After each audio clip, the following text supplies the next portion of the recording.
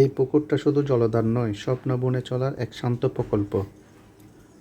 মাছ চাষের এই উদ্যোগ গ্রাম পেয়েছে নতুন প্রাণ। শুধু খাবারের জোগান নয়, হয়েছে স্বাবলম্বী হওয়ার পথও।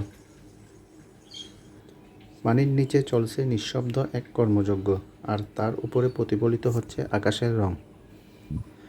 পাশে দাঁড়িয়ে আছে সারি সারি কলা গাছ, যেন প্রকৃতি নিজে আশীর্বাদ করছে এই পরিশ্রমকে। পুকুর পাড়ে হালকা বাতাস বইছে, চারপাশে সবুজের ছোঁয়া, আর মাঝখানে জীবনের চলার গল্প।